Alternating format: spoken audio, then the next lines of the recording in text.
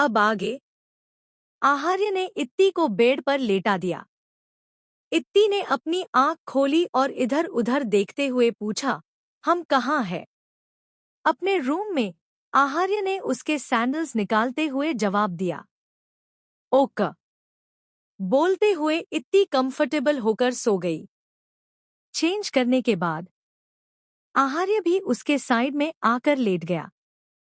उसका एहसास पाकर इत्ती ने उसके ऊपर अपने हाथ पैर रख दिए। आहार्य के चेहरे पर सुकून था। इत्ती की गैर मौजूदगी में उसे ये रूम इरिटेट कर रहा था। इत्ती की प्रेजेंस, उसकी फ्रेगनेंस ने इसमें फिर से जान डाल दी थी। अगली सुबह आहार्य का फोन रिंग किया। सामने वाले की बात सुनकर उसने कॉल कट कर दिया और एक नज़र इत्ती को देखा जो गहरी नींद में थी। उसने स्माइल करते हुए उसके होंठों पर एक लाइट किस की और रेडी होकर रूम से बाहर निकल गया। लिविंग हॉल में ऋतिक उसी का इंतजार कर रहा था। उसने उसे ग्रीट किया। फिर दोनों पैलेस से बाहर चले गए। बॉस, उसने सही टाइम पर उसे हॉस्पिटल पहुंचा दिया। क्या उसे वापस भेजना है? ऋतिक ने कार ड्राइव करते हुए पूछा। नहीं, अब उसे बेस पर जाने की जरूरत नहीं, अब वो आउटसाइड वर्ल्ड में काम करेगा। आहार्य ने विंडो से बाहर देखते हुए जवाब दिया। ऋतिक ने सर हिला दिया। हॉस्पिटल में मोहिनी जी चीख रही थी। उनका रो रो कर बुरा हाल था। जरूर ये उस आहार्य ने ही किया होगा। मोहिनी जी राणा सिंह जी के गले लगे हुए बिलखते हुए बोली तो सभी फैमिली मेंबर्स हैरानी से उन्हें देखने लगे। राणा सिंह जी ने बात संभालते हुए कहा, शायद इसे सदमा लगा है, और मोहिनी जी को वहां से ले गए। हाँ, मोहिनी दीदी आहार्य को पसंद नहीं करती, लेकिन इसका मतलब ये नहीं कि वो उन पर इतना घटिया इल्जाम लगा दे। साक्षी सिंह ने अपनी नाराजगी जाहिर की। बाकी घर वाले भी उनकी बात से सहमत थे। तेजस्वी जी परेशानी से बेंच पर बैठ गई। यहाँ सिर्फ वही जानती थी कि मोहिनी जी आहार्य को नापसंद नहीं, उससे नफरत करती थी। मोहिनी, क्या तुम पागल हो गई हो? तुम्हारी बेवकूफ़ी के चक्कर में तुम्हारा सालों पहले का गुनाह सामने आ जाता। बाबा सा, उसी ने मेरे बेटे का ये हाल किया है, मैं उसे छोड़ूंगी नहीं। मोहिनी जी रो पड़ी। वो ऐसा नहीं कर सकता। वो उस रात से अनजान है, वरना अब तक तुम जिंदा नहीं होती। चार दीवारी में दफन उस राज को तुम आज सबके सामने ले आती, अपनी इस नफरत को जाहिर कर देती। और आहार्य यहाँ होता तो क्या जवाब देती तुम? क्या वजह बताती इस नफरत की? मोहिनी जी होश में आई। उन्होंने अपना पसीना पोंछकर मन में सोचा, बाबा सा सही कह रहे हैं। अभी वो राज उसके सामने आया तो सब बर्बाद हो जाएगा, मैं बर्बाद हो जाऊंगी। मोहिनी जी और राणा सिंह जी वापस आए। बेटा, तुम्हारा बहुत बहुत शुक्रिया, राणा सिंह जी ने वहां खड़े उस आदमी से कहा जो वॉल पर लीन हुए इतनी देर से इस फैमिली ड्रेम को देख रहा था। मोहिनी जी ने उस शख्स को देखा। उसका रंग हद से ज्यादा गोरा था। उसकी स्किन किसी बर्फ की तरह थी। इट्स ओके, मैं कल रात ही इंडिया आया था। घर जाते हुए मुझे एक डैमेज कार दिखी तो मैंने सिर्फ उन्हें हॉस्पिटल पहुंचाया, दैट्स इट। उस लड़के का एक्सेंट फॉरेनर था। सभी को कॉरिडोर में भारी कदमों की आवाज आई। सबने मुड़कर देखा तो वो आहार्य था जो अपनी पेंट की पॉकेट में हाथ डाले वहां आ रहा था। उसके पीछे ऋतिक उसे फॉलो कर रहा था। आहार्य को देखते ही मोहिनी जी ने बेहद नफरत से उसे देखा। उनकी बिखरी हालत देखकर आहार्य के होंठ के कोने हल्के से मुड़े। इससे ज्यादा तड़पा था मैं, इससे ज्यादा रोया था मैं। उसे जिंदा रखकर तुम्हें कुछ पल का सुकून दिया है, जिस सुकून के लिए सालों से तड़प रहा था मैं। आहार्य ने अपने एहसासों के समुंदर को अंदर ही समेट लिया। आज मोहिनी जी की तड़प देखकर उसके अतीत का वो पन्ना खुल गया था जिस पर वो नजर भी नहीं डालना चाहता था। आहार्य को देखते ही वो शख्स एकदम स्ट्राइट खड़ा हो गया। ऋतिक ने उसे तिरछी नजरों से घूरा। तुम इतने दिन से कहाँ थे? राणा सिंह जी आहार्य से पूछा। मकसद मोहिनी जी का शक दूर करना था। मैं अपनी वाइफ को लेने गया था, आहार्य ने सीधा जवाब दिया। व्हाट?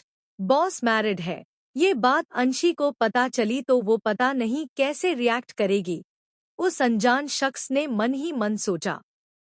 बेटा, तुम्हें किसी भी चीज की जरूरत हो तो तुम कभी भी हमसे कांटेक्ट कर सकते हो, राणा सिंह जी में एक बार फिर शुक्रिया भरे लहजे में कहा। इट्स ओके सर, ये सब ऑलरेडी डिसाइडेड था, उस शख्स ने मुस्कुराते हुए कहा। तो सबके अजीब तरह से देखने लगे। इसे डिमोट करना पड़ेगा, ऋतिक ने मन ही मन सोचा। आई मीन, गॉड ने सब पहले ही डिसाइड किया था, वरना मैं शॉर्टकट के चक्कर में उस रास्ते से क्यों गुजरता। वो शख्स मुस्कुरा दिया। वैसे तुम्हारा नाम? ओ हाँ, आई एम अयान। उसने अपने आप को इंट्रोड्यूस कराया। उसने अपने फोन में आए मैसेज को देखा। You may go now. Okay, I have to go. और वहां से चला गया।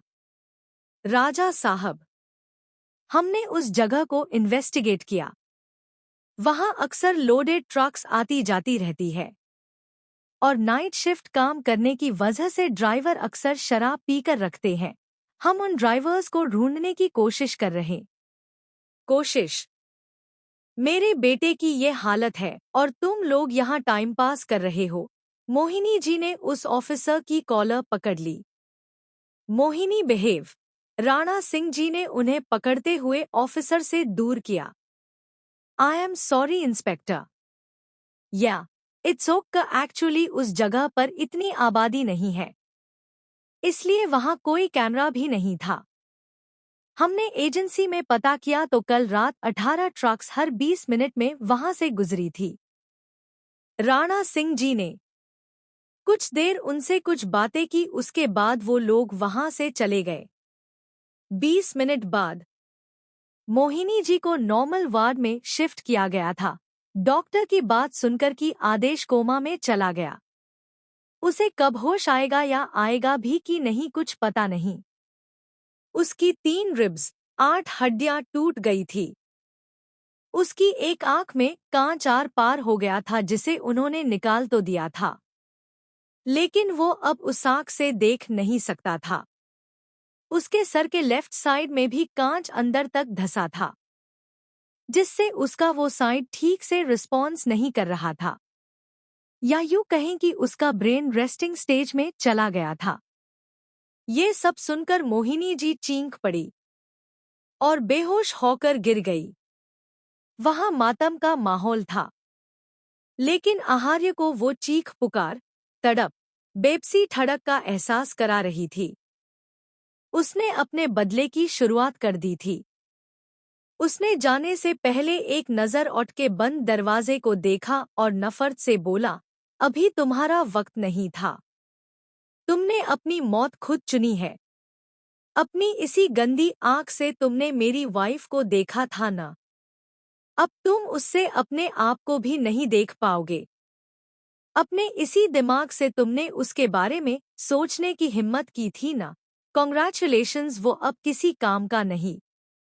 तुम जिंदा हो, क्योंकि तुम्हारी सांसें सूंघकर ही वो अपने बिल से बाहर आएगा और तुम्हारी माँ रोज तुम्हें इस हालत में देखकर मरेगी, जैसे मैं मर रहा था। एक अनजानी सी मुस्कुराहट ओढ़े वो वहां से चला गया। ऋतिक को उसने वहीं रुकने के लिए कहा था। इत्ती की आंख खुली तो वो रूम में अकेली थी। रोज के मुकाबले आज वो जल्दी उठ गई थी। वो रेडी होकर नीचे आई, लेकिन कोई भी फैमिली मेंबर वहां मौजूद नहीं था। उसे अजीब लगा। उसने एक सर्वेंट को रोककर पूछा तो उसने बताया, मैम सभी बड़े लोग तो हॉस्पिटल गए हैं, बाकी आकाश सर, मोनी मैम और मानसी मैम आकाश सर के रूम में है। ये सुनकर इत्ती को हैरानी हुई और उसे आदेश के लिए बुरा भी लगा। फिर वो कुछ सोचकर आकाश के रूम में चली गई। आकाश का रूम।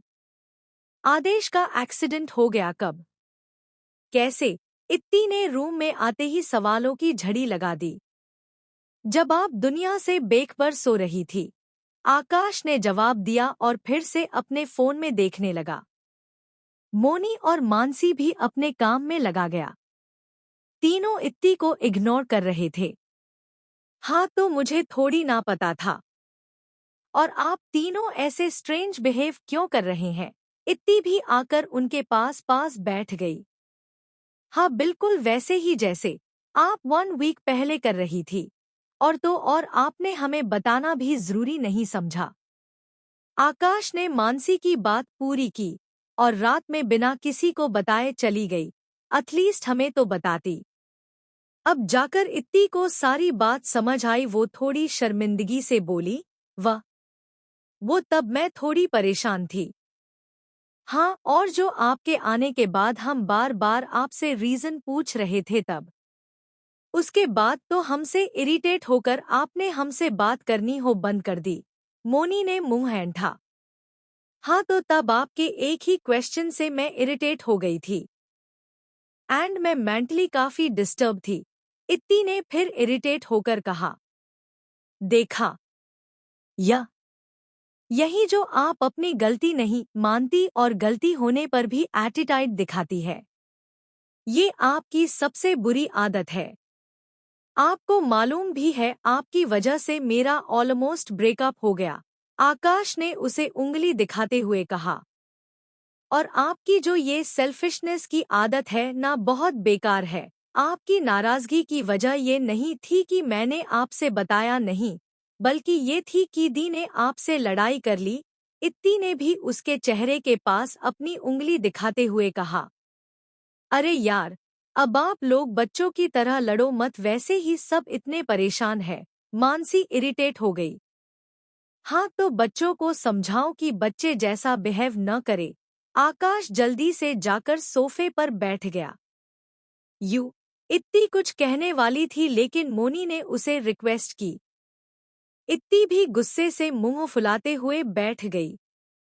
उसके बाद मोनी ने उसे आदेश की हालत के बारे में बताया, जिसे सुनकर इत्ती को उसके लिए बहुत बुरा लगा।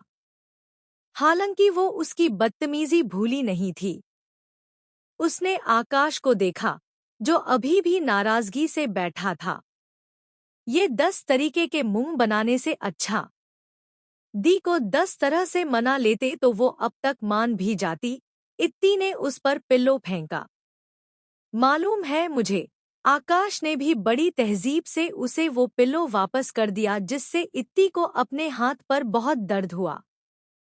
एनीवेज, मैं कॉलेज 15 डेज के बाद मेरे कॉलेज स्टार्ट होने वाले हैं। I am so excited. इस बार देखना मैं खूब ज्यादा मेहनत करूंगी। दिन रात पढ़ाई करूंगी। इत्ती ने जोश से कहा। तो तीनों हंसने लगे। इसी तरह से 10 दिन बीत गए। सबकी लाइफ तो नॉर्मल थी, बट मोहिनी जी हॉस्पिटल में ही थी। आदेश अभी भी कोमा में था। उसके केस को भी पूरी तरह से एक्सीडेंट की शक्ल दे दिया गया था। सबको भी यकीन हो गया कि ये सब महज एक्सीडेंट होगा, ना कि किसी की कोई साजिश। वैसे भी आदेश के अस्तित्व के बारे में यहाँ कोई नहीं जानता था, तो उससे भला किसी की क्या ही दुश्मनी होगी। 10 दिन बाद सुबह का वक्त, एक कार पैलेस के बाहर आकर रुकी और अयान उसमें से बाहर आया। गार्ड्स ने उसे अंदर जाने दिया, क्योंकि उन्हें पहले से इंस्ट्रक्शन मिल गए थे। अयान फोन पर बात करते हुए अंदर जा रहा था। उसने हमसे गद्दारी की है, बॉस के ऑर्डर्स है। उसने जितने भी बेन एक्सपेरिमेंट्स किए हैं उसे पब्लिक कर दो। बाकी का काम अमेरिका की गवर्नमेंट और वहां के नॉर्मल सिटीजन्स कर देंगे। हाँ, पब्लिक का ऐसा ब्रेन वॉश कर दो कि पुलिस के इन्वेस्टिगेट करने से पहले ही पब्लिक ही उसका एनकाउंटर कर दे, वरना इट्टी पर सबको डाउट हो सकता है। इस बार कोई गलती नहीं होनी चाहिए। वो कॉल पर बात करते हुए पैलेस में जा ही रहा था कि उसे गार्डन में पेड़ के पीछे किसी की परछाई दिखी। उसकी आंखें छोटी हो गई। है ये वॉशिंग पो जैसा दिखने वाला लड़का टेररिस्ट है। Washing powder. अपने पीछे से आवाज सुनकर मानसी पलटी और अयान को देखकर जैसे ही चीखने वाली थी, अयान ने उसका मुंह दबा लिया और उसे इधर उधर देखते हुए उसे गार्डन के पीछे वाले हिस्से में ले गया, जहां कोई गार्ड्स नहीं थे। क्या सुना तुमने? का कुछ नहीं, मैं तो बहरी हूं। मानसी की तो जान हलक में अटक गई थी। उसने इतना कहा ही था कि उसे अपने पेट पर कुछ चुभता हुआ महसूस हुआ। उसने पाया तो वो गन जैसी दिखने वाली कोई चीज थी, लेकिन उसका साइज उंगली जितना था। हाँ, इस खिलौने से मुझे डरा रहे हो? मानसी का डर गायब हो गया। खिलौना? अयान मुस्कुराए और उसने एक प्लांट पर शूट किया। उसमें निकली गोली का साइज भी नैनो था, लेकिन देखते ही देखते वो पेड़ गलने लगा। मानसी के चेहरा पीला पड़ गया। तुम तो बहुत टैलेंटेड टेररिस्ट हो। क्या ये तुमने खुद बनाया है? मानसी हकलाई। अयान मुस्कुराया और उस डिवाइस को देखते हुए बोला, हाँ, ये तो मैंने बोरियत में बनाया था। ये इंसान पर भी बिल्कुल वैसे ही काम करता है जैसे अभी किया। फिर मानसी को देखकर उसे वार्निंग देते हुए बोला, क्या सुना था तुमने?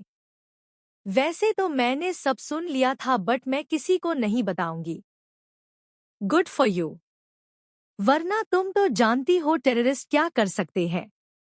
मानसी ने कांपते हुए सर हिलाया और बोली, मैं किसी को नहीं बताऊंगी, प्लीज मुझे जाने दो।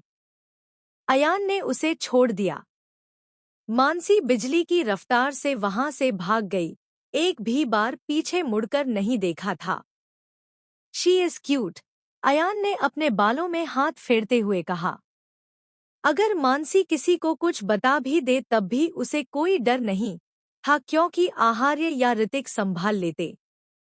उसे तो बस मानसी को परेशान करने का मन किया था। बॉस तुम्हारा कितनी देर से वेट कर रहे हैं और तुम यहाँ जादू की तरह धूप खा रहे हो, ऋतिक ने उस पर बरसते हुए कहा। स्टडी की विंडो से उसने सारा माजरा देख लिया था। आई एम सॉरी सेकंड बॉस। उस दिन हॉस्पिटल में भी तुम ज्यादा ही ओवर स्मार्ट बन रहे थे और आज भी तुम अपने इस बेकार के इनोवेशन को शो ऑफ करके मानसी मैम के सामने कूल बन रहे हो। अयान ने उस चीज को जल्दी से अपने पॉकेट में रख लिया।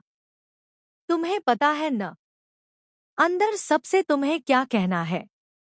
हाँ। ऋतिक उसे घूरते हुए वहां से जाने लगा तो अयान ने उसे रोकते हुए पूछा, आ सेकंड बॉस क्या बॉस की वाइफ? तुम्हें मैम के बारे में जानने में इतना इंटरेस्ट क्यों है? मैंने तुम्हें पहले भी कहा था वो इन सब से दूर है, बेहतर होगा तुम भी उनसे कोसों दूर रहो। ऋतिक ने इस बार उसे सख्त हिदायत दी। अयान ने 2 बार उससे इत्ती के बारे में पूछा था। अयान को पैलेस में देखकर सब हैरान थे, लेकिन उसने वही कहा जो उससे कहा गया था। उसने भी हैरानी का नाटक किया और बताया वो सिंह कॉर्पोरेशन में एक ट्रांसफर्ड एम्प्लॉय है, इसीलिए वो इंडिया आया था। Study room. अयान आहार्य को किसी चीज का एक रफ स्केच दिखा रहा था। वहां बिल्कुल पिन ड्रॉप साइलेंस था। तभी कोई बिना नॉक किए जल्दी से अंदर आया और आहार्य का हाथ पकड़ते हुए बोला, मुझे शॉपिंग पर जाना है। अयान ने प्रोजेक्टर जल्दी से बंद कर दिया और इत्ती को चिरन से देखने लगा। पता नहीं कौन है ये बेवकूफ लड़की, बिल्कुल भी मैनर्स नहीं है इसे। मेरी पूरी प्रेजेंटेशन खराब कर दी। अयान के मन में इत्ती की एक खराब इमेज बन गई थी। हालांकि अभी वो इस बात से अनजान था कि यही बदतमीज लड़की उसके बॉस की वाइफ है। हम बाद में चलेंगे, अभी मैं बिजी हूं। आहार्य ने उसे हैंड रेस्ट पर बैठा दिया। नहीं, मुझे बहुत इंपॉर्टेंट चीजें लेनी है। जो आपके काम से भी ज्यादा इम्पोर्टेंट है। आप काम बाद में कर लेना ना, इत्ती जिद करते हुए बोली। अयान को तो इत्ती बहुत ज्यादा अनोइंग लग रही थी। हाँ, इस लड़की में इतनी भी अक्ल नहीं है कि किसी को ऐसे डिस्टर्ब नहीं करते। और बॉस इतने काम क्यों है? क्या अब तक उन्हें इस लड़की को यहाँ से बाहर नहीं निकाल देना चाहिए था? आर्यन हैरान था। उसने महसूस किया कि इत्ती के आने से पहले जो प्रेशराइज ऑरा उसे महसूस हो रहा था वो अचानक गायब हो था। कौन सा इम्पोर्टेंट काम? आहार्य ने अपने फोरहेड को अपनी उंगली से सहलाया। वो मेरा कॉलेज स्टार्ट होने वाले हैं न, तो मुझे क्यूट क्यूट स्टेशनरीज लेनी है जिन्हें यूज करके मैं और मन लगाकर पढ़ाई करूं। इत्ती काफी एक्साइटेड थी। उसे स्टेशनरी स्टफ का बहुत शौक था। हाँ, वो बात अलग थी कि वो सिर्फ उन्हें खरीद कर रख लेती थी, कभी यूज नहीं करती थी। अयान को तो इत्ती की बात सुनकर चक्कर ही आ गए। ये उसका जरूरी काम था। एमएम, एक न्यू मॉल खुला है जो स्पेशली स्टेशनरी स्टफ के लिए है। एंड आपको क्यूट सी अलार्म क्लॉक भी खरीदनी चाहिए ताकि आप पंक्चुअलिटी से कॉलेज जा सकें, ऋतिक ने उसे सजेस्ट किया। इस लड़की के आते ही सेकंड बॉस का आईक्यू भी लो हो गया। अयान का तो सर चकरा गया, लेकिन उसे पूरी उम्मीद थी कि आहार्य इस बदतमीज लड़की की बात नहीं मानेगा। आफ्टरऑल उसका अपने काम के लिए डेडिकेशन वो अच्छे से जानता था। हाँ, गुड आइडिया। इत्ती ने पीछे मुड़कर ऋतिक को देखा, लेकिन अचानक ही उसकी आंखें बड़ी बड़ी हो गई। वो जल्दी से सोफा हैंडरेस्ट से खड़ी हुई और अयान के पास जाकर उसके चारों तरफ घूमते हुए उसे देखने लगी। पहले उसे लगा था हमेशा की तरह यहाँ सिर्फ आहार्य और ऋतिक ही होंगे, लेकिन अब जाकर उसने किसी तीसरे शख्स को नोटिस किया। हे, तुम तो मुझसे भी गोरे हो। वॉशिंग पाउडर से नहाते हो क्या? इत्ती उसे चमकती आंखों से देख रही थी। Washing powder? उस डरपोक लड़की ने भी यही कहा था और इस बेवकूफ लड़की ने भी। यहाँ की लड़कियों का आईक्यू कितना लो है? अयान चिढ़ गया। वो जैसे ही कुछ बोलने को हुआ उसे अपने सामने किसी की हैवी प्रेजेंस फील हुई, जिसने इत्ती को अपनी तरफ खींच लिया था। वो 2 कदम पीछे हो गया। उसने देखा कि वो आहार्य था। चलो, तुम्हें शॉपिंग पर जाना था न? आहार्य ने इत्ती को घूरते हुए कहा। नहीं, अभी मुझे इस हैंडसम मैन को देखने दो। इसका कॉम्प्लेक्शन इतना फेयर कैसे है? इत्ती ने आहार्य को इग्नोर किया और फिर अयान को देखकर एक्साइटेड होते हुए बोली, हे, क्या तुम मुझे अपना स्किन केयर रूटीन बताओगे प्लीज? ऋतिक को ही पता था उसने अपनी हंसी कैसे रोकी। अयान को तो इत्ती किसी अजूबे से कम नहीं लग रही थी। क्या तुम थोड़ी लॉयल्टी दिखा सकती हो हम्मम? आहार्य ने इत्ती का फेस अपनी तरफ टर्न किया। है लॉयल्टी? वो कंफ्यूज थी। एमएम, बॉस का मतलब है कि आप अपने हस्बैंड के सामने ऐसे किसी दूसरे आदमी की तारीफ कर रही है। वैसे आप चाहें तो मैं अयान से उसका स्किन केयर रूटीन पूछकर आपको बता दूंगा। ऋतिक ने उसकी कंफ्यूजन दूर की और इधर उधर देखने लगा। आहार्य ने उसे घूरा। उसका ये एशेटेंट अक्सर उसकी वाइफ के दिमाग में उल जुलूल चीजें डालकर उसके लिए परेशानी का सबब बनता था। इतनी कुछ बोलती कि आहार्य उसे वहां से ले गया। अयान तो शॉक्ड था। ये बेवकूफ लड़की उसके जीनियस बॉस की वाइफ थी। इम्पॉसिबल, वो धीरे से बड़बड़ाया। It's possible. मैम ही सर को इतना इरिटेट कर सकती है। ऋतिक हंसा। वो हमेशा अपने ओवरटाइम का बदला आहार्य से इसी तरह लेता था। ये लड़की जो किसी स्पॉय प्रिंसेस से कम नहीं, वो बॉस की वाइफ कैसे हो सकती है? I can't believe. अयान को झटका सा लगा। उसने सोचा था उसके बॉस की वाइफ मैच्योर, उन्हीं की तरह एक्स्ट्रा ऑर्डिनरी होंगी। So what? ऋतिक को उसकी बात रास नहीं आई। अयान उसके सामने आया और सीरियस होकर बोला, आपको नहीं लगता कि ये लड़की जिसमें बिल्कुल भी दिमाग नहीं है, वो सिर्फ बॉस के लिए परेशानी खड़ी करेगी? इवन उसमें इतना भी सेंस नहीं है। उसने इतनी इम्पोर्टेंट मीटिंग खराब कर दी।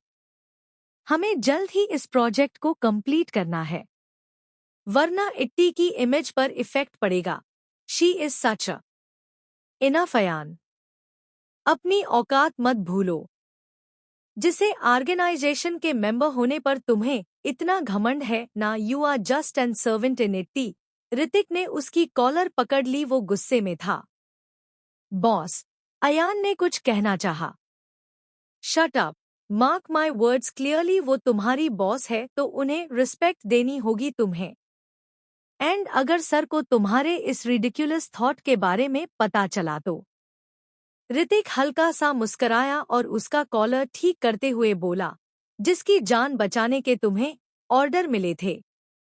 उसकी यह हालत सिर्फ इसलिए हुई क्योंकि उसने मैम के बारे में सोचने की हिम्मत की थी। अपार्ट फ्रॉम ऑल दिस, वो बॉस के लिए हर चीज से ऊपर है। उसके कॉलर को झाड़ते हुए उसने अपनी बात खत्म की, ये तो तुमने लाइव देख ही लिया होगा।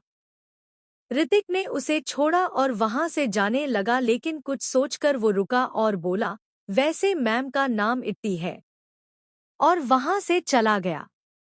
अयान ने उसकी बात दोहराई और उसे अपनी लाइफ का सबसे बड़ा शौक लगा।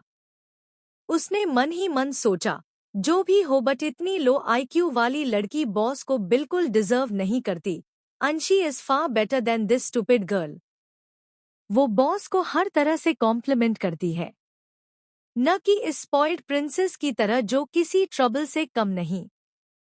कार में, आप मुझे ऐसे क्यों ले आए? मुझे उससे पूछना था कि उसकी स्किन इतनी फेयर कैसे है, मुझसे भी ज्यादा। I am जेलिस। इत्ती ने बार बार एक ही रट लगा रखी थी, लेकिन आहार्य ने अब तक उसकी बात का कोई जवाब नहीं दिया था।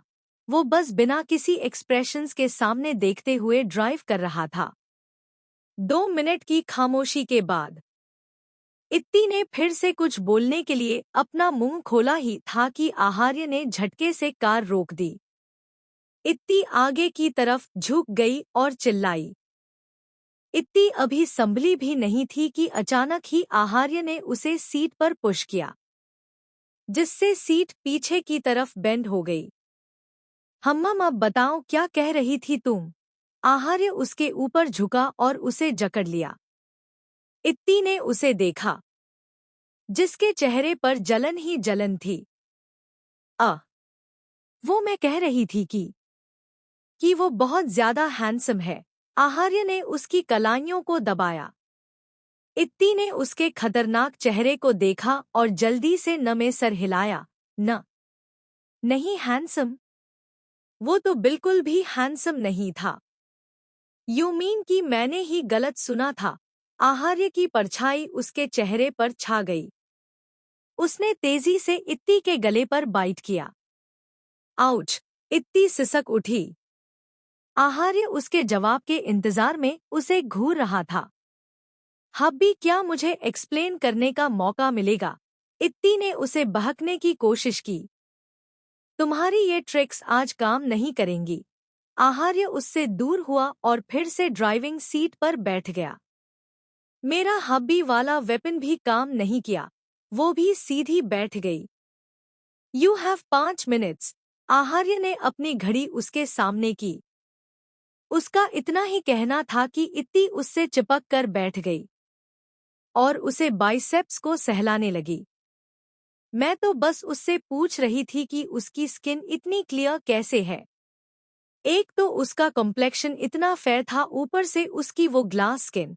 इत्ती ने एक आह भरी। आहार्य ने उसे घूरा तो उसने जल्दी से कहा, बात अभी खत्म नहीं हुई। आपको पता है न, मेरा ये जिद्दी पिंपल जाने का नाम ही नहीं ले रहा। मैं आपको कितने दिन से बोल रही हूँ, लेकिन आपने ध्यान नहीं दिया। इत्ती ने अपने अपने गाल पर निकले उस छोटे से पिंपल पर पॉइंट करते हुए कहा। अब वो काफी गुस्से में थी। हाँ, क्योंकि इससे तुम और ज्यादा क्यूट लग रही हो। And it's natural specially at your age. Aharya ने उसके गालों को सहलाया। उसे इत्ती का वो पिंपल भी क्यूट लगता था। बस इसीलिए तो मैंने उससे पूछा था।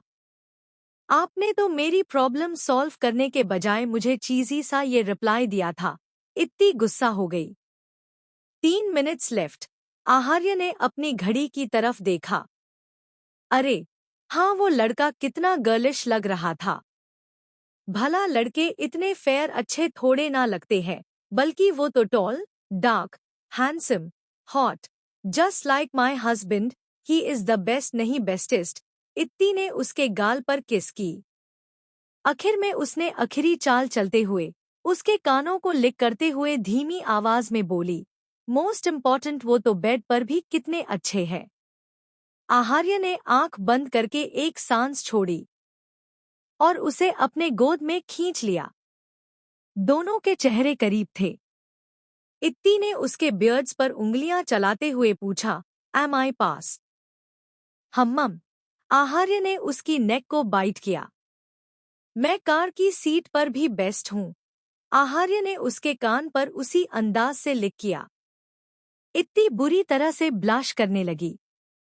ये काफी अनकंफर्टेबल होगा, इत्ती ने इधर उधर देखते हुए कहा। आई विल मेक श्योर कि तुम ये सब सोच ही न पाओ। आहार्य ने उसकी कमर को सहलाया। अम्मम। नहीं, अभी हमें लेट हो रहा है। हम इसके बारे में बाद में सोच सकते हैं। उसके टच से इत्ती पिघल रही थी। आहार्य ने उसका सर अपनी चेस्ट पर रखा और फिर से कार स्टार्ट कर दी। उसने एक मिस्टीरियस स्माइल के साथ इत्ती के बालों पर किस किया, जिसे इत्ती देख नहीं पाई। मोनी बोर होते हुए अपने रूम में बैठी थी। उफ़, कितनी बोरियत है। भाभी सा शॉपिंग पर चली गई। आकाश भाई सा पता नहीं कहाँ चले गए और मानसी उसे भी अभी ही फ्यूअर होना था। उस चुड़ैल ने ऐसा कौन सा भूत देख लिया जो उसे डर के बारे बुखार ही हो गया। मोनी झुझलाहट से बड़बड़ाई। तभी उसका फोन रिंग हुआ। कॉलर आईडी पर शो हो रहे नाम को देखकर उसने जल्दी से कॉल पिक किया। हे ऋषि, हाउ आर यू? उसकी आवाज काफी चीयरफुल थी। ग्रेट यार, मैं अभी तुमसे मिलने आती हूँ। वैसे भी काफी साल हो गए तुमसे मिले। मोनी ने झट से हामी भरी। न नहीं, मानसी और आकाश भाई सा बिजी है, मैं ही आती हूँ। उनसे बाद में मिल लेना। हम ओक ओक कक BYYY। फोन कट होने के बाद वो एक्साइटेड होते हुए बोली, चलो इससे मिलकर ही थोड़ा टाइम पास हो जाएगा। तैयार होकर वो उससे मिलने निकल गई। ये मेरा ससुराल इतना दूर क्यों है? पहुँचते पहुँचते रात हो जाएंगी। आकाश कार ड्राइव करते हुए बड़बड़ाया। अम्मम। वैसे अच्छा ही है। रात के अंधेरे में उसने मिरर में देखा, वो ब्लश कर रहा था। आपका ख्याल आते ही आपका रंग चढ़ गया। जब आपको दिखूंगा तब न जाने क्या ही होगा। आकाश मुस्कुराने लगा। उसका बस चलता तो अपनी कीर्ति जो को भगा लाता, पर वो अच्छे से जानता था उसके बाद उसकी कीर्ति जी उसकी टांगे तोड़ देंगी और वो भागने तो क्या चलने के काबिल भी नहीं रहेगा। मोनी कॉफी पीते हुए अपने सामने बैठे किसी हैंडसम से लड़के की बात पर हंस रही थी। यार, कॉलेज में तुम दोनों बहनों से फ्लर्ट करने का सपना सपना ही रह गया। तुम दोनों का खौफ जो इतना था, उस लड़के ने उदास सा चेहरा बनाया। तो अब कर लो। सच में वो हैरान था। ये ऑफर लिमिटेड टाइम के लिए है। उसका इतना ही कहना था कि उस लड़के ने अपनी चीजी बातें स्टार्ट कर दी। मोनी ने भी उसका पूरा साथ दिया। वो घबराने और इधर उधर देखकर एक शर्मीली लड़की का किरदार अदा करने लगी। ऋतिक, जो यहाँ आहार्य को रिप्रेजेंट करते हुए किसी मीटिंग को अटेंड करने आया था। मीटिंग खत्म करके वो वीआईपी कैबिन से निकला। अचानक ही उसे एक जाना पहचाना चेहरा दिखाई दिया। मोनी मैम। उसने गौर से देखा। चूंकि मोनी की टेबल काफी दूर थी, इसलिए वो उसे ठीक से देख नहीं पा रहा था, लेकिन वो पहचान गया। ये लड़का कौन है? उसने गौर किया कि एक लड़के ने मोनी का हाथ पकड़ा हुआ था और मोनी बार बार उससे अपना हाथ छुड़ाने की कोशिश कर रही थी। ये देखते ही ऋतिक का खून खौल गया और वो तेजी से उस ओर बढ़ा। उसने बिना किसी वार्निंग के ऋषि को तेजी से पंच किया। ऋषि सीट समेत जमीन पर गिर गया। दर्द की एक तेज लहर उसके सर में कौंध गई। तेरी हिम्मत कैसे हुई मोनी मैम के साथ बदतमीजी करने की? ऋतिक ने उसके पेट पर एक पंच किया। आसपास के लोग वहां जमा हो गए थे। कुछ पल तो मोनी सुन्न रह गई, लेकिन जब उसने अपने प्रिंस चार्मिंग को देखा और उसकी बात पर गौर किया तो उसके खुराफाती दिमाग में एक आइडिया आया। क्या आहार्य इतनी आसानी से इत्ती की बातों में आ गया, या उसके दिमाग में है कुछ और? क्या चल रहा है मोनी के खुराफाती दिमाग में? क्या इतना आसान होगा आकाश का अपनी कीर्ति जी से मिलना? मोनी घबराते हुए बोली, अच्छा है आप आ गए, वरना पता नहीं ये आज मेरे साथ क्या ही करता। ऋतिक ने जब मोनी की बात सुनी तो उसका गुस्सा बढ़ गया। वो और ज्यादा बेदर्दी से ऋषि को पीटने लगा। ऋतिक, जिसे न खुद को बचाने का मौका मिल रहा था न ही कुछ कहने का, वो हैरान था। उसने मन ही मन सोचा, मैं इसके साथ क्या करता? ऋतिक ने उसे बुरी तरीके से पीट रहा था। मोनी ने जल्दी से उसे रोकते हुए कहा, ऋतिक जी, मुझे घर जाना है, प्लीज मुझे घर ले चलिए न। ऋतिक ने उसका घबराया हुआ चेहरा देखा और वो रुक गया। उसने ऋषि को आखिर बार एक पंच किया और अपने गार्ड्स की को इशारा किया। मोनी और ज्यादा घबरा गई।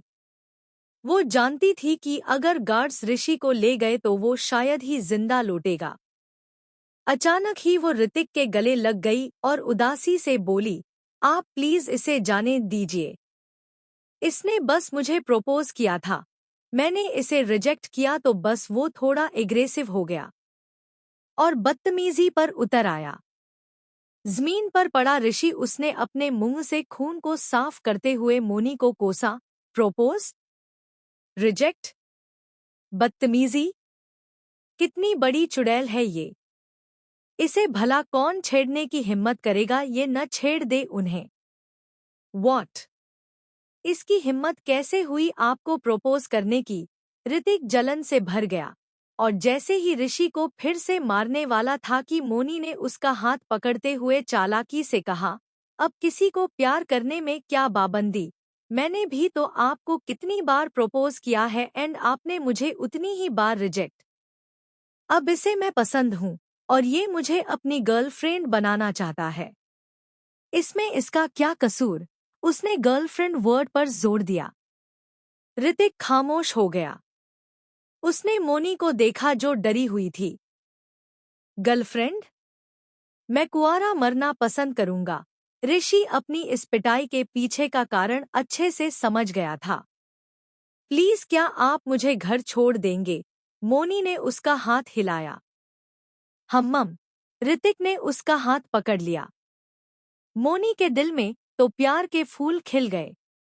उसने चुपके से जमीन पर पड़े ऋषि को देखा और उसे आंखों ही आंखों में थैंक यू कहा। ऋतिक मोनी हाथ पकड़कर वहां से ले गया, साथ ही उसके गार्ड्स भी उसके पीछे चले गए। ऋषि ने मन ही मन मोनी को 1000 गालियां दी। कुछ लोगों से उसे उठने में मदद की और एक स्टाफ ने उसकी फर्स्ट एड कर दिया। कार में बैठने के बाद ऋतिक ने उसे पानी दिया। आज आप यहाँ अकेली क्यों आई? कुछ पल की खामोशी के बाद उसने सवाल किया। क्योंकि मैं घर पर बोर हो रही थी। लेकिन जाहिर था ये बात उसने अपने मन में ही बोली। वो ऋषि मेरा कॉलेज फ्रेंड है। अभी कुछ दिन पहले ही वो इंडिया आया था। आज उसने कॉल किया कि उसे हमसे मिलना है। मानसी और आकाश बिजी थे, तो मैंने सोचा मैं ही मिल आती हूँ। उसने इतने प्यार से बुलाया है तो। उसकी आखिरी लाइन सुनकर ऋतिक का दिल जलकर खाक हो गया। मोनी ने आगे कहा, लेकिन मुझे नहीं पता था कि वो अभी भी मुझे। वो खामोश हो गई। अभी भी मुझे? ऋतिक ने खासी बेचैनी से पूछा। मन ही मन तो मोनी का दिल डांस कर रहा था। उसने अपना सर झुकाया और बोली, लेकिन मुझे नहीं पता था कि वो अभी भी मुझे पसंद करता है और मुझसे शादी करना चाहता है। आपको कैसे नहीं पता था? ऋतिक ने तेज आवाज में कहा। मोनी ने उसे देखा तो उसने खुद को काबू किया और बोला, आपको ख्याल रखना चाहिए था। हाँ, वो तो मैं वैसे भी रखती ही हूँ, बट जब आप मेरी परवाह करते हो तो हई।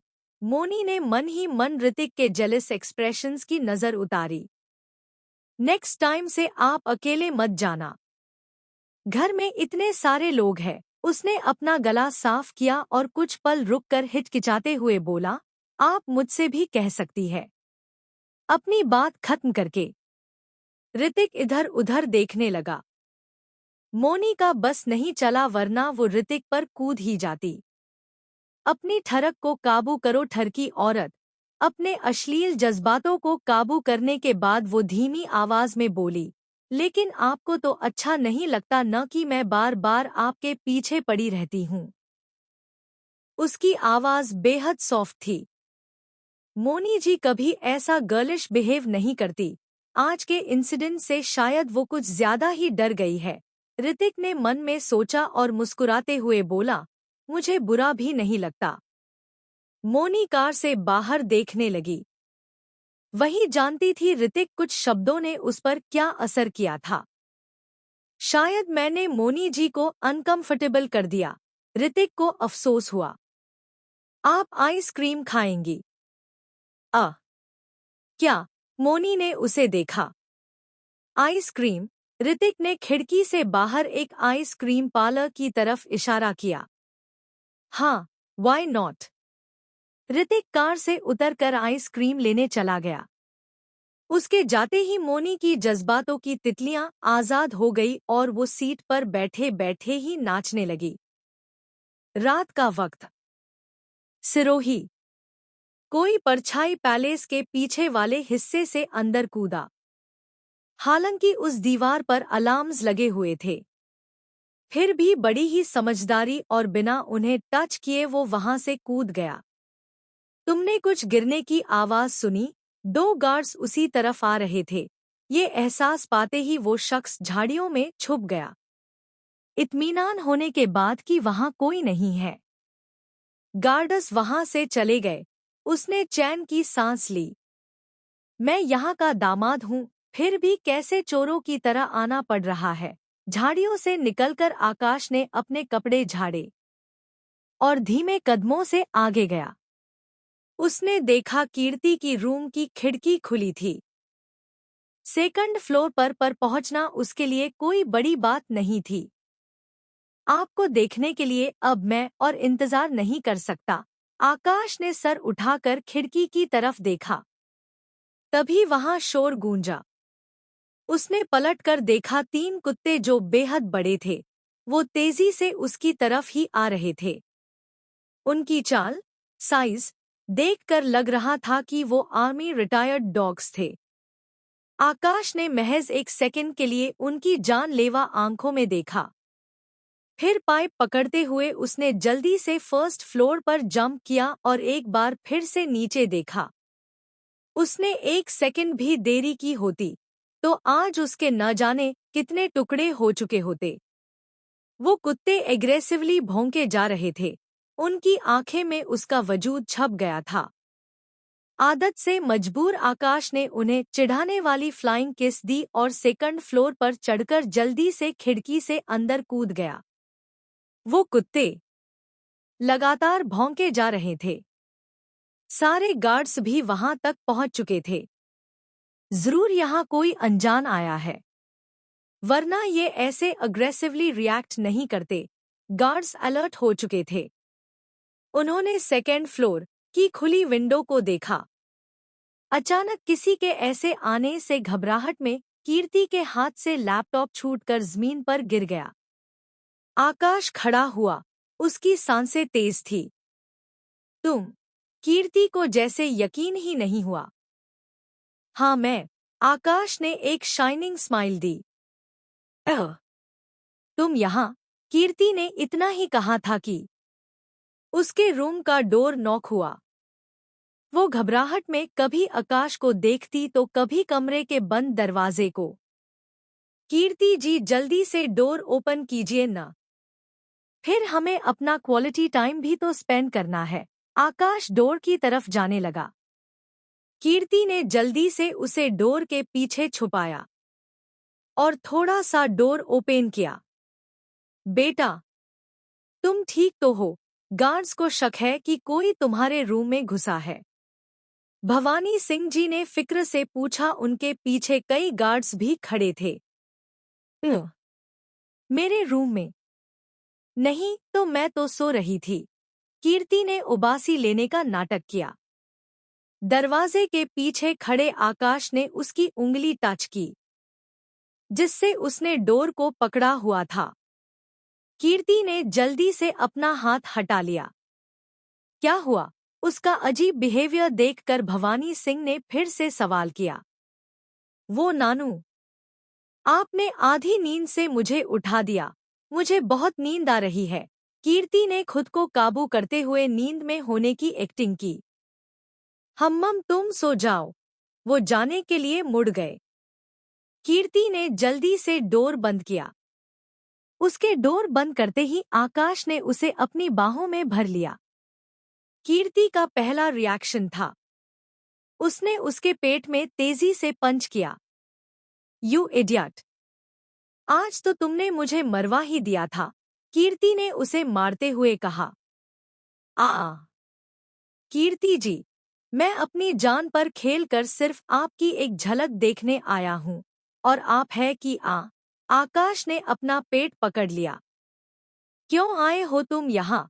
कीर्ति थोड़ी नर्म पड़ गई। मैं तो आपसे सॉरी कहने आया था, आप गुस्सा हो गई थी ना? प्लीज मुझसे ब्रेकअप मत करना। आकाश उससे चिपक गया। ये क्या बकवास है? कीर्ति ने उसे खुद से दूर धकेलने की कोशिश की। आपने मेरे 5,000 सॉरीज का रिप्लाई नहीं दिया। आकाश उससे दूर हुआ और उसने सिट उप्स करते हुए कहना शुरू किया। I am sorry Kirti ji, next time से ऐसा बिल्कुल नहीं होगा। वैसे तो मुझे भी नहीं पता कि मैंने क्या गलती की है, but still I am sorry. Akash sit-ups करते हुए अपने शब्दों को दोहरा रहा था। Stop it! कीर्ति ने उसे रोकते हुए कहा, तो आकाश उसे फिर से हग करते हुए बोला, थैंक यू कीर्ति जी, आपने मुझे माफ कर दिया। अब तो आप मुझसे ब्रेकअप नहीं करेंगी ना? वैसे तो ब्रेकअप का ख्याल मेरे दिमाग में भी नहीं आया था, बट अब तुमने बोला है तो मैं सोचूंगी। आप कुछ मत सोचिए। आपके बिना मैं कैसे जीऊंगा? उसने कीर्ति को अपनी बाहों में भर लिया। ये चीज़ी लाइन से मैं इम्प्रेस नहीं होने वाली। ये मेरे जज्बात है, एंड आपको तो मैं पहले ही इम्प्रेस कर चुका हूँ। उसकी बात सुनकर कीर्ति को एक वार्म फीलिंग का एहसास हुआ। तुम ऐसे क्यों आए? ये सब कितना रिस्की था। आपको पता है, मैं यहाँ आने से पहले बहुत घबरा रहा था। आकाश ने मासूम सा चेहरा बनाया। कीर्ति का दिल पिघल गया। वो उसे लेकर बेड पर बैठ गई। हम्मम यहाँ की सिक्योरिटी हाई है, तुम्हारी जान भी जा सकती थी। कीर्ति को लगा वो इसी बात से घबराया हुआ था। वो सब तो काफी एक्साइटिंग था।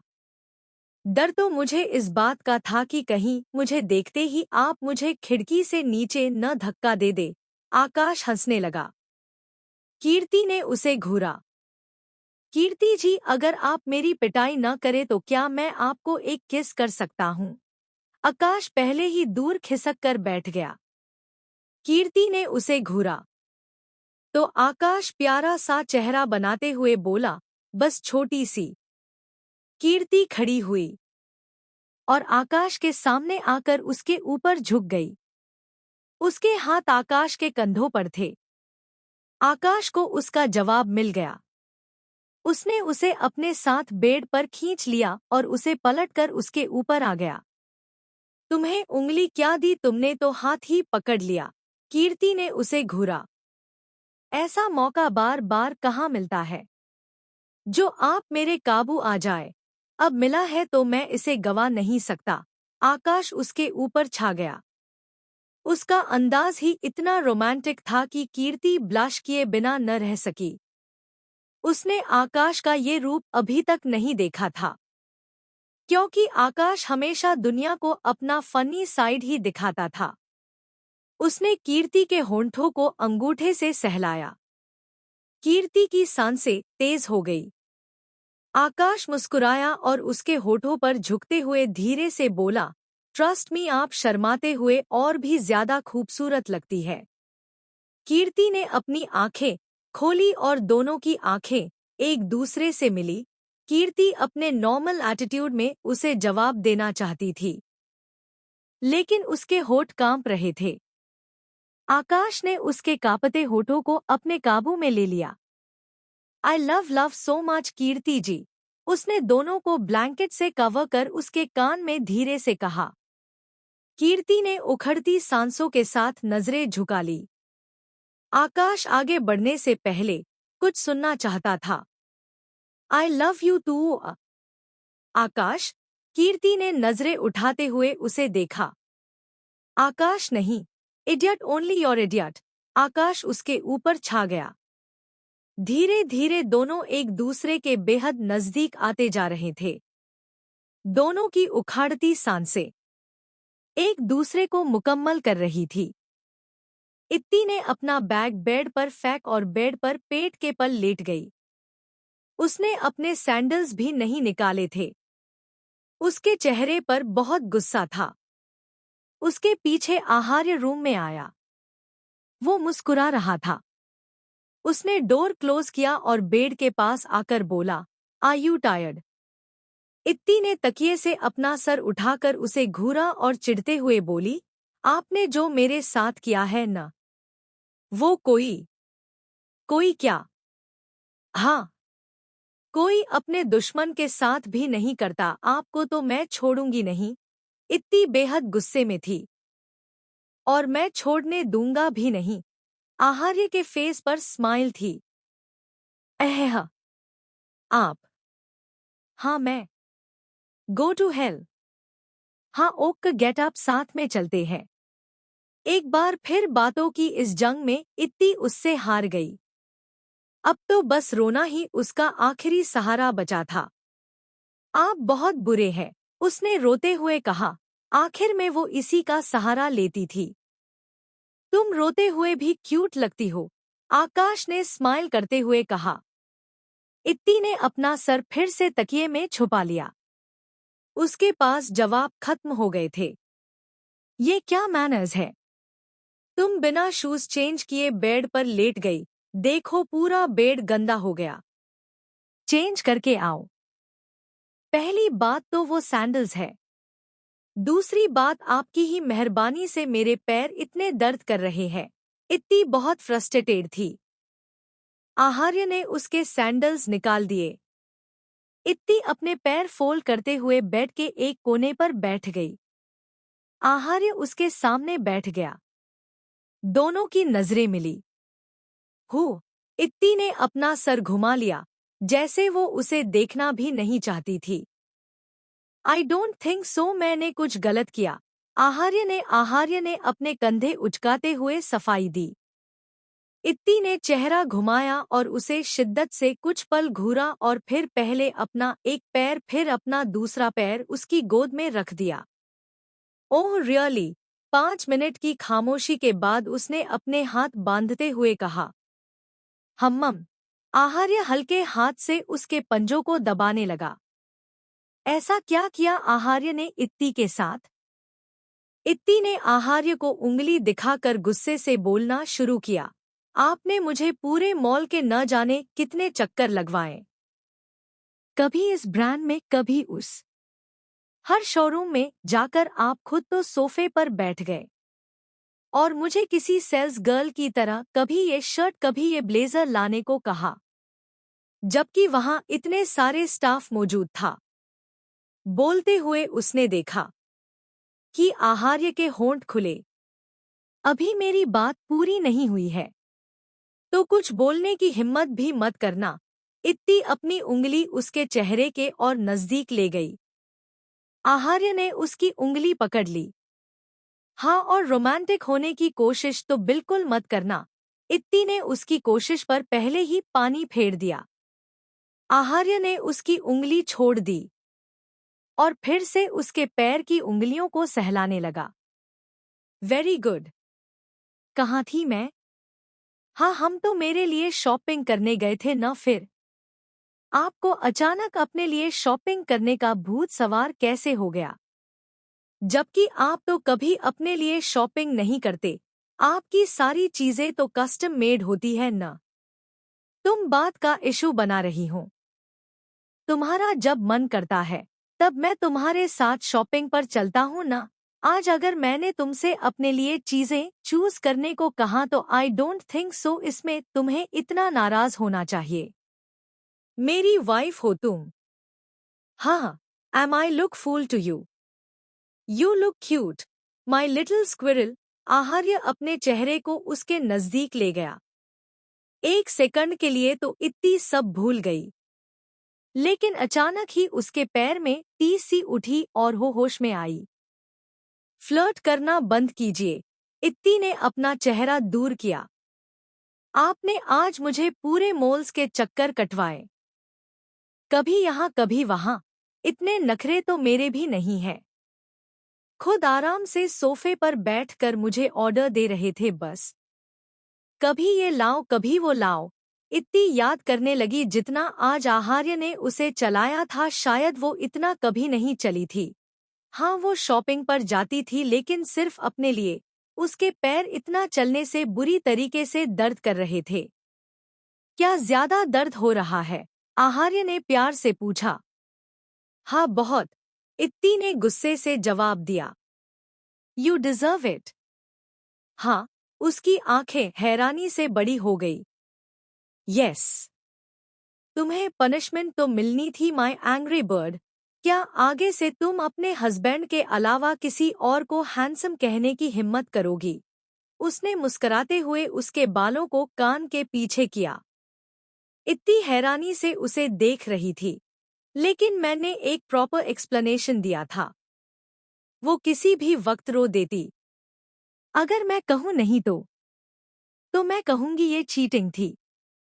मैंने आपकी कितनी तारीफ की थी, तो मेरा जवाब होगा थैंक यू सो मच। इत्ती को महसूस हुआ कि उसे बेवकूफ बनाया गया था। वह उसने पिल्लो उठाकर उसे तोड़ मरोड़ दिया। मेरे होते हुए तुम अपना गुस्सा किसी और पर कैसे निकाल सकती हो? आहार्य ने उससे वो पिल्लो छीनकर दूर फेंक दिया। Let it be. मैं क्यों अपना मूड किसी की वजह से खराब करूं? मैं तो चली अपने स्टेशनरी स्टफ्स को देखने। ओह, उसने अपना पैर खींचा और बेड से खड़ी हो गई। क्या तुम्हें मुझ पर गुस्सा आ रहा है? आहार्य को पता था इस वक्त वो खौल रही थी। आपने अपने आप को कुछ ज्यादा ही इम्पोर्टेंटेंस दे दी। हाँ हाँ हाँ, इतनी गुस्से से मुस्कुराई और वो सारे बैग्स उठाकर बेड पर रखने लगी। बातों की जंग में बार बार आहार्य से हारने के बाद उसने उसे इग्नोर करना ही बेहतर समझा। इत्ती ने सारे बैग्स आहार्य के साइड पर फैला दिए और उन्हें खोल खोल कर देखने लगी। जब तक मैं वापस आऊं, इन सब चीजों को सही जगह पर रख देना। वो सीधा खड़ा हुआ और चेंज करने चला गया। क्लोजेट डोर बंद होने की आवाज कानों में पड़ते ही इत्ती मुस्कुराई और सारी चीजों को और ज्यादा फैलाते हुए बोली, सही जगह तो आज आप होंगे। आहार्य चेंज करके वापस आया तो उसने देखा उसकी साइड पर चीजें बेतरतीबी से फैली हुई थी और इत्ती अपने आप को ऊपर से नीचे तक ब्लैंकेट से कवर कर अपनी जगह लेटी थी। ये सब क्या है? हटाओ इन्हें, मुझे सोने हैं। उसने एक पेंसिल का पैकेट उठाते हुए कहा। ये मेरी चीजें हैं और ये ऐसी ही फैली रहेंगी। आपको सोना है तो जाकर सोफे पर सो जाइए, इत्ती ने अपने चेहरे से ब्लैंकेट हटाते हुए कहा। मैं क्यों सोफे पर सोऊं? आहार्य ने नाखुशी कहा। वो उसे बुरी तरीके से घूर रहा था। इससे आपकी अक्ल ठिकाने आएगी, ताकि नेक्स्ट टाइम से आप मुझे रोस्ट करने से पहले 1000 बार सोचे, इत्ती ने बेहद एटीट्यूड से जवाब दिया। तुम्हारा दिमाग खराब हो गया है। आपकी मेहरबानी से। इत्ती फिर से लेट गई और उसने वहां पर मिनी कुशन्स भी रख दिए। आहार्य ने कुछ सोचा और वहां से जाते हुए बोला, तुम वो कोई हॉरर वेब सीरीज देखने की जिद कर रही थी ना, जिसमें उसकी अपर बॉडी गायब थी। आहार्य सोफे पर लेट गया, लेकिन अपने पीछे इत्ती के जहन में उस प्रोमो की याद ताज़ा कर गया जो वो कल देख रही थी। इत्ती ने अपना गला तरकिया और चिल्लाते हुए बोली, मैं कोई डरती नहीं हूँ। ठीक है। लेकिन उसे आहार्य से कोई जवाब नहीं मिला। है, इतनी जल्दी सो गए क्या? वैसे तो बड़ा बोलते हैं कि तुम्हारे बिना मुझे नींद नहीं आती। क्या खाक हो है? वो मन ही मन किलस रही थी। उसने अपनी आंखों से ब्लैंकेट हटाकर चुपके से उसे देखने की कोशिश की।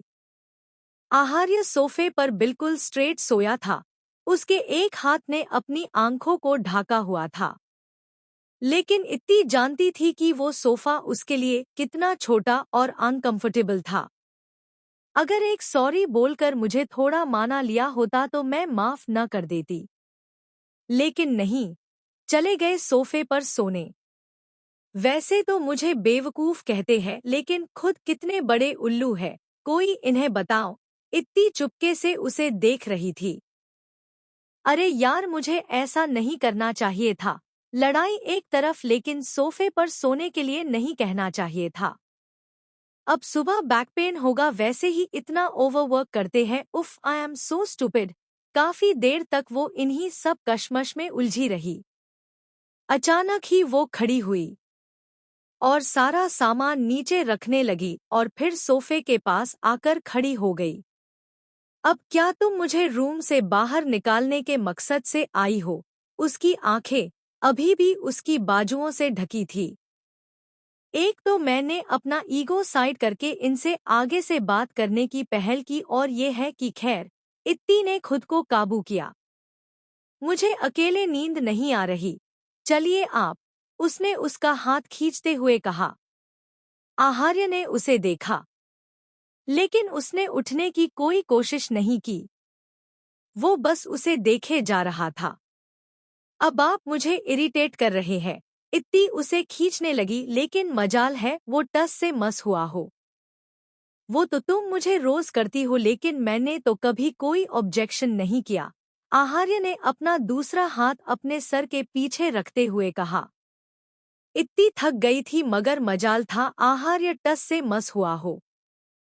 शायद आज उस पर इत्ती के जिद का रंग चढ़ गया था। इत्ती ने उसका हाथ झटका और वहां से जाने के लिए मुड़ी ही थी कि आहार्य ने उसका हाथ पकड़कर उसे अपने ऊपर खींच लिया। ये सब इतनी जल्दी हुआ कि इत्ती कुछ समझ ही नहीं पाई। जब तक उसे समझ आया वो आहार्य के नीचे थी। ये क्या कर रहे हैं आप? इत्ती ने उसे खुद से दूर करने की कोशिश करते हुए कहा। मैं तो अपनी बीवी की बात मानकर सोफे पर सो रहा हूँ, लेकिन मुझे उसके बगैर भी नहीं सोना, आहार्य ने कहा और इत्ती के गले में अपना चेहरा छुपा लिया। एक तो इतना सा सोफा, ऊपर से ऐसे सोना इत्ती के लिए काफी अनकंफर्टेबल था। काफी देर मशक्कत के बाद न जाने कब वो सो गई। उसकी गहरी सांसों को महसूस कर आहार्य ने अपना चेहरा उसकी गर्दन से निकाला और उसके होंठों को चूमकर उसे गोद में उठाकर सोफे से खड़ा हुआ। My caring wife. उसने उसे बेड पर लेटाया और खुद भी उसके साथ लेटकर उसे कसकर अपनी आगोश में ले लिया। 5 दिन बाद। इन 5 दिनों में अयान अक्सर पैलेस आता था। मानसी हमेशा उससे छुपती फिरती थी। आयन को जब मालूम हुआ कि उसके डर से मानसी को बुखार हो गया तो वो और ज्यादा उसे डराने के बहाने ढूंढने लगा। हाँ, लेकिन इत्ती उसे दिन ब दिन और ज्यादा बुरी लगने लगी थी। उसने मन ही मन इत्ती को कई नामों से नवाज दिया था। Trouble maker, spoiled princess. वो उसे इन्हीं नामों से ही बुलाता था, लेकिन सिर्फ अपने मन में। ऋतिक और मोनी की नजदीकियां काफी बढ़ चुकी थी। दोनों का रिश्ता दोस्ती तक पहुंच चुका था। कल से इत्ती को कॉलेज जाना था। 2 दिन पहले तक वो बहुत एक्साइटेड थी, यहाँ तक कि उसने अपना एक स्टडी कॉर्नर भी बना लिया था। लेकिन अब उसकी एक्साइटमेंट हवा हो चुकी थी। रात का वक्त आहार्य रूम में आया तो उसने इत्ती को देखा, जो बेड पर पेट के बल लेटी अपना फोन चला रही थी। उसने अपनी टाई की नॉट ढीले करते हुए एक नज़र वॉल क्लॉक पर डाली। आज उसे आने में लेट हो गया था। उसने अपना रुख बेड की तरफ कर किया और बिना किसी वार्निंग के उसके हाथ से फोन छीन लिया। कौन मनहूस है? इत्ती उठकर बैठ गई। वो फोन में इतना मग्न थी कि उसे आहार्य के आने का एहसास ही नहीं हुआ। तुम्हारा पति, आहार्य ने उसे घूरते हुए कहा। उफ़, फिर से लेक्चर। वो मन ही मन झुंझलाई। मैं होप करता हूँ कि तुम्हें याद होगा कि कल से तुम्हें कॉलेज जाना है। ऑफ कोर्स मुझे याद है, इत्ती ने बिना किसी खास इंटरेस्ट के जवाब दिया और उसके हाथ से फोन लेने के लिए आगे बढ़ी।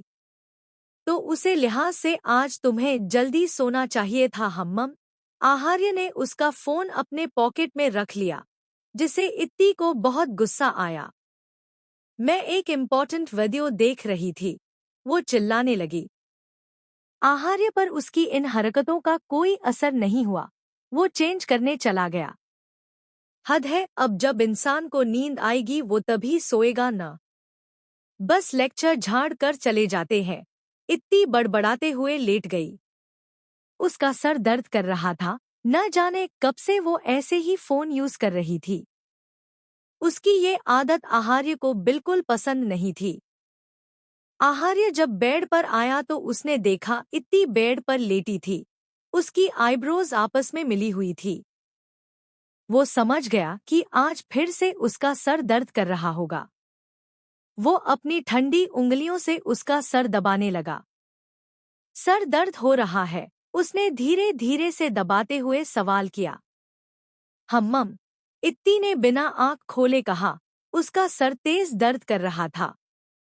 तुम आजकल बहुत फोन यूज करने लगी हूँ, इससे तुम्हारी आईसाइट वीक हो जाएंगी। नो, अभी नहीं प्लीज। क्या आप अपना लेक्चर कल के लिए शेड्यूल कर सकते हैं? मेरा सर वैसे ही बहुत दर्द कर रहा है, उसने हल्की चिढ़ से कहा। उसने करवट ली और उसके सीने में छिप गई। सो जाओ, आहार्य ने बस इतना ही कहा। अगली सुबह आहार्य रेडी था। उसने अपने बाल सेट करते हुए मिरर से सो रही इत्ती को देखा। 4 बजे से लेकर उसने अब तक इत्ती को 6 बार उठाया था।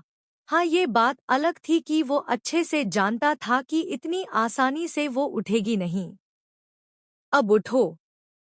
तुमने 2 मिनट कहा था, मैंने तुम्हें 4 घंटे सोने दिया।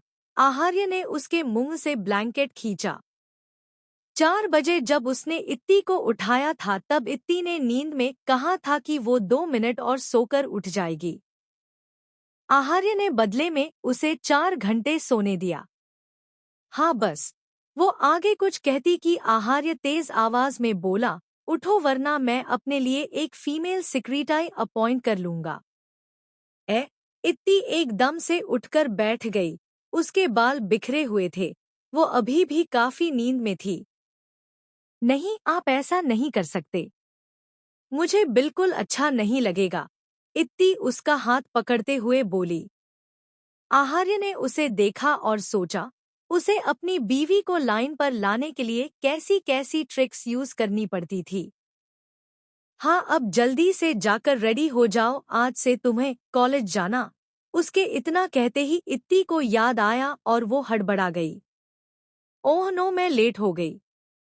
अब मैं पूरे साल लेट होऊंगी। मैंने तो बैग भी पैक नहीं किया। वो हड़बड़ाते हुए बेड पर कूदने लगी। उसने रोज सोचा था कि वो आज कर लेगी, लेकिन उसने कल पर डाल दिया। कल सुबह उसने सोचा वो रात में कर लेगी और रात में उसने सोचा वो सुबह जल्दी उठकर कर अपना स्टफ पैक कर लेगी। मैंने कर दिया। आहार्य ने उसे बेड से नीचे उतार दिया। इत्ती के सोने के बाद उसने कल रात को ही उसका बैग पैक कर दिया था। सच में यू आर द बेस्टेस्ट। उसने उसके गाल पर किस किया और बाथरूम की तरफ भाग गई। आहार्य हल्का सा मुड़ा ही था कि इत्ती फिर से उसके सामने आई और एक सांस में बोली, आप फीमेल असिस्टेंट नहीं रखेंगे ना? वो इत्ती थी मोस्ट इनसिक्योर वाइफ। इतनी आसानी से कैसे इस बात को भूल जाती? क्या तुम चाहती हो कि मैं तुम्हें बालकोनी से नीचे फेंक दूं? आहार्य ने उसे बुरी तरह से घूरा। नहीं, मुझे लेट हो रहा है। वो जल्दी से वॉशरूम में घुस गई। वो कैसे भूल सकती थी, एक बार आहार्य ने उसे रेलिंग से लटका दिया था। कितना रोई थी वो। अभी 30 सेकंड ही बीते थे कि वॉशरूम का डोर खुला और इत्ती ने अपना सर बाहर निकालकर कहा, प्लीज बता दीजिए न, वरना मैं सुकून से शावर भी नहीं ले पाऊंगी। आहार्य के हाथ में इत्ती का क्यूट सा बैग था। शायद वो उसे रीचेक करने जा रहा था या कुछ और। आहार्य ने 2 उंगलियों से अपना सर सहलाया और उसे देखकर इतना ही कहा, नहीं। इत्ती ने उसे एक फ्लाइंग किस दी और फिर से डोर बंद कर दिया। आहार्य ने सर हिला दिया। उसने उसके बैग में कुछ रखा और उसकी सारी जरूरत की चीजों को बेड पर रखकर रूम से बाहर चला गया। इत्ती जल्दी जल्दी रेडी होने लगी। उसने अपने बालों को देखा जो बुरी तरीके से उलझे हुए थे। अचानक ही उसे आहार्य के ऊपर गुस्सा आने लगा। हाँ, पता नहीं कहाँ चले गए। उसने बेतरतीबी से उन्हें बिना सुलझाए क्लच कर लिया। उसने अपने आप को देखा, ग्रीन कार्गो पेंट्स ऊपर व्हाइट क्रॉप टॉप। वो अपने कंफर्ट के अकॉर्डिंग ही रेडी हुई थी। उसने कुछ पल खुद को शीशे में देखा और अपने मंगलसूत्र को छुपा लिया। वो नहीं चाहती थी किसी को भी उसके मैरिड होने के बारे में पता चले। उसकी कुछ स्कूल फ्रेंड्स उसे बातों बातों में टॉन्ट कर देती थी कि उसकी शादी इतनी जल्दी क्यों हो गई। इस वजह से वो काफी इनसिक्योर हो गई थी। उसे हमेशा लोग उसके बारे में क्या राय रखते थे इससे बहुत फर्क पड़ता था। आखिर में उसने अपना बैग उठाया और रूम से बाहर चली गई। लिविंग हॉल में पूरी फैमिली मौजूद थी। सबने उसे ऑल द बेस्ट विश किया। हालांकि अंदर ही अंदर इत्ती को बहुत डर लग रहा था। उसने बेमन से मुस्कुराते हुए सबको थैंक यू कहा और स्टडी रूम में चली गई। बॉस, आज ही वो लोग। अयान कह ही रहा था कि अचानक ही स्टडी का दरवाजा खुला और इत्ती अंदर आई। उसे देखते ही अयान चिढ़ गया। मुझे फर्स्ट डे ही लेट नहीं होना, इत्ती ने आहार्य के पास आकर उखड़े मूड के साथ कहा। हम्मम। आहार्य ने उसके चेहरे को देखा और सीधा खड़ा हुआ। बॉस, हमें वहां जाना है, अयान जल्दी से बोला। उसकी बात सुनकर आहार्य ने ऋतिक को देखा तो ऋतिक ने हाँ में सर हिलाते हुए कहा, I will handle it. Ayaan खामोश हो गया, लेकिन मन ही मन उसे इत्ती पर बेहद गुस्सा आ रहा था। इत्ती और आहार्य के जाने के बाद उसने अपनी मन की बात ऋतिक से पूछ ही ली, क्या बॉस का काम इस मीटिंग से भी इम्पोर्टेंट है? ऋतिक, जो एक ब्लू फाइल को गौर से पढ़ रहा था, उसने बिना उससे से नजरें हटाए कैजुअली जवाब दिया, हाँ, आज मैम का कॉलेज का फर्स्ट डे है। तो वो कोई छोटी बच्ची है जो अकेले नहीं जा सकती। हाँ है हाँ। कितना घमंड से उसने बॉस से कहा था, मुझे फर्स्ट डे ही लेट नहीं होना। जैसे कहीं की महारानी हो। घमंडी कहीं की। अयान अपनी सोच में गुम था। ऋतिक की नजर अचानक ही उस पर पड़ी तो उसने थोड़ी तेज आवाज में कहा, व्हाट हैपेंड?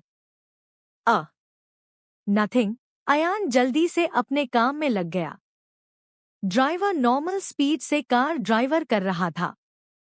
कार में पार्टीशन ऑन था जो कार को दो हिस्सों में बांट रहा था। बैक सीट पर बैठी इत्ती विंडो से बाहर देख रही थी। उसने अब तक एक वर्ड भी नहीं कहा था। उसके साइड में बैठा आहार्य जो किसी से फोन पर बात कर रहा था, उसने अपनी बात खत्म कर इत्ती को देखा, जिसका चेहरा दूसरी तरफ था। उसे थोड़ी हैरानी हुई, क्योंकि इत्ती कभी इतनी शांत नहीं बैठती थी। क्या वो उससे नाराज थी? Are you nervous? आहार्य ने उसकी कमर पकड़कर उसे अपने और करीब खींच लिया। इत्ती ने सर उठाकर उसे देखा और न में सर हिला दिया। हम्ममोक। आहार्य उनकी इन हरकतों से वाकिफ था। वो इत्ती ही क्या, जो इतनी आसानी से अपनी नाराजगी जाहिर कर दे। इस बेकार सी हालात में कॉलेज जाना पड़ रहा है, इत्ती गुस्से में बड़बड़ाई। मकसद आहार्य को सुनाना था। आहार्य ने उसके बिखर बालों को पहले ही नोटिस कर लिया था। ये तुमने अपने बालों को कोम क्यों नहीं किया? उसने उसके गीले बालों को क्लचर से आजाद कर दिया। BCZ I am useless। इत्ती ने अपने हाथों को फोल्ड कर लिया। तुम मुझे बुला भी तो सकती थी। आहार्य ने अपना हाथ आगे किया। जैसा कि उसने सोचा था, इत्ती ने अपने बैग से कोम निकालकर उसे दे दिया। हाँ है, मैं बुलाती। क्यों बुलाती मैं? आपको खुद सोचना चाहिए था न कि मुझसे ये सब नहीं होता। आखिरकार उसने अपनी नाराजगी जाहिर कर ही दी। कुछ नर्वस, कुछ इतने दिनों बाद सुबह जल्दी उठने का असर, वो काफी चिड़चिड़ी हो गई थी। क्या तुम्हें पता है तुम कितनी ईगोइस्टिक हो? उसने उसके बाल सलीके से सुलझा दिए। आपसे कम। इत्ती ने अपने बालों को कान के पीछे करते हुए हाजिर जवाबी की। हाँ, वो बहुत ईगोइस्टिक था, लेकिन सिर्फ दुनिया के बाकी लोगों के लिए। महज इत्ती ही एक एक्सेप्शन थी। मगर इत्ती के साथ इसका उल्टा था। वो अपने ईगो का 90% हिस्सा आहार्य पर जाहिर करती थी।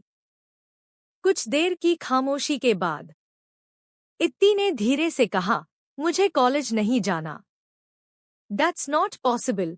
आहार्य के वर्ड्स क्लियर थे, जिनमें न की कोई गुंजाइश नहीं थी। उसने इत्ती को देखा जो फिर से खिड़की से बाहर देख रही थी। आहार्य ने उसका हाथ अपने हाथों में लिया तो उसे महसूस हुआ इत्ती के हाथ बहुत ठंडे थे। अभी कुछ दिन तक तो तुम कॉलेज जाने ने के लिए काफी एक्साइटेड थी।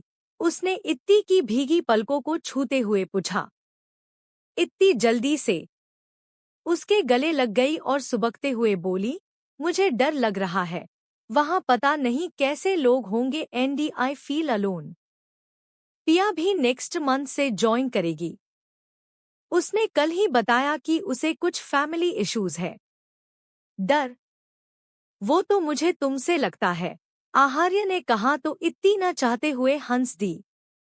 आई एम सीरियस, इत्ती ने सुबकते हुए कहा। मैं भी। तुम ऐसे डर कर अपने हस्बैंड को शर्मिंदा कर रही हो। आहार्य ने उसे खुद से दूर किया। उसका हाथ अभी भी इत्ती के कंधे पर था। आई एम नॉट स्ट्रॉन्ग, मैं सिर्फ आपसे लड़ सकती हूँ। लेकिन इत्ती ने सर झुका लिया। Finally you accepted. आहार्य ने उसकी नाक खींची। आपको तो किसी को कंसोल करना भी नहीं आता। इत्ती फिर से लड़ने पर उतारू हो गई। काफी देर तक उसने आहार्य पर गुस्सा किया और फिर उसके गले लग गई। You don't need to be afraid of anyone. I am always behind you. अगर कभी मैंने किसी को जान से मार दिया तब भी, हाँ तब भी, मैं तुम्हारा ही साथ दूंगा। उसने इत्ती फोरहेड पर किस किया। Let's see. तभी कार रुकी। इत्ती ने विंडो से बाहर देखा तो उस जगह पर फैली हर इमारत पर लिखा था स्किल, जो कि देश का नंबर 1 बिजनेस कॉलेज था। इत्ती ने उस यूनिवर्सिटी से अपनी नजरें हटाकर आहार्य को देखा। जाना पड़ेगा, उसने अफसोस से आखिरी कोशिश की। You don't have any other option. Aharya का जवाब सुनकर इत्ती ने उसे हग किया और बोली, अम्मम्मम ओक बट आप अपना प्रॉमिस मत भूलना एंड विश मी लक। किसी मुसीबत में मत फंसना। उसकी बात सुनकर इत्ती उससे दूर हुई और उसे घूरने लगी। ये कैसा बेकार सा तरीका था किसी को बेस्ट ऑफ लक बोलने का। इत्ती झुंझलाते हुए जल्दी से कार से उतर गई। हाँ, लेकिन अपने पीछे वो तेज आवाज में दरवाजा बंद करना नहीं भूली। आहार्य ने उसे तब तक देखा जब तक वो मेन एंट्रेंस से अंदर नहीं चली गई। उसके जाने के बाद आहार्य ने किसी को फोन किया। महज 35 सेकंड की बातचीत के बाद उसने अपने आखिर शब्दों पर जोर दिया, उसे पता नहीं चलना चाहिए। एंट्रेंस के अंदर आने के बाद इत्ती उस बड़े से मैदान नुमा जगह पर खड़ी होकर उन बिल्डिंग्स को देखने लगी। अभी शायद क्लास का टाइम नहीं हुआ था, इसलिए काफी सारे स्टूडेंट्स ग्रुप बनाकर एक दूसरे से बात कर रहे थे। अनजान लोगों की इस भीड़ को देखकर उसे एक डर का एहसास हो रहा था। उसने मन ही मन खुद को कॉन्फिडेंस दिया। यहाँ आने से पहले उसने काफी कुछ डिसाइड किया था। सबसे जरूरी कि वो अपनी रियल आइडेंटिटी के बारे में किसी की नहीं बताएगी। वो एक नॉर्मल स्टूडेंट की लाइफ जीना चाहती थी, जिसका कोई खास बैकग्राउंड नहीं था। इसकी सबसे बड़ी वजह थी उसकी स्कूल लाइफ, जहां सब उससे अच्छा बिहेव करते थे क्योंकि उसके पास एक आउटस्टैंडिंग बैकग्राउंड था, लेकिन चंद लोग ही उसे अपना दोस्त मानते थे। इत्ती अपनी सोच से बाहर आई और आगे जाने लगी। हे, तुम बिना सीनियर्स को गुड मॉर्निंग विश किए जा रही हो, इसका अंजाम जानती हो? इत्ती, जो इधर उधर ध्यान से देखते हुए चल रही थी, उसे किसी की घमंड से भरी आवाज सुनाई दी। बेख्याली में उसने सामने देखा। वहां काफी सारे लोग लाइन से खड़े थे। उनके सामने ही 3 लड़कों और एक लड़की का ग्रुप। उनके सामने एक स्पोर्ट्स कार की बोनेट पर टिककर खड़ा था। सुनाई नहीं देता क्या?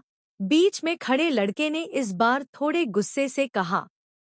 इत्ती ने उसे अजीब तरीके से घूरा। व्हाइट टी शर्ट पर ब्लैक लेदर जैकेट, वो दिखने में खासा हैंडसम था, लेकिन इत्ती को तो उसका रूड टोन खल गया। एटीट्यूड तो देखो मैडम का, जैसे कहीं की प्रिंसेस हो। उस ग्रुप की इकलौती लड़की ने मुंह सिकोड़ते हुए कहा और अपनी ब्लैक हाई हील्स से चलते हुए इत्ती के सामने आकर खड़ी हो गई। उस लड़की ने ऊपर से नीचे तक इत्ती को घूरा और एक तीखी मुस्कान के साथ बोली, मैं अपने वर्ड्स वापस लेती हूँ। तुम्हारे 3rd क्लास कपड़ों को देखकर तो लगता है ये किसी लोकल मार्केट से लिए गए हैं। अपनी बात खत्म कर वो जोर जोर से हंसने लगी। उसके साथ बाकी स्टूडेंट्स भी उसका साथ देते हुए हंसने लगे।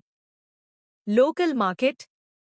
इत्ती मन ही मन मुस्कुराई। उसके कपड़ों की प्राइस अगर ये सामने खड़ी लड़की जान लेती तो शायद सदमे से ही मर जाती। उसकी टी शर्ट अभी ऑफिशियली लॉन्च्ड भी नहीं हुई थी।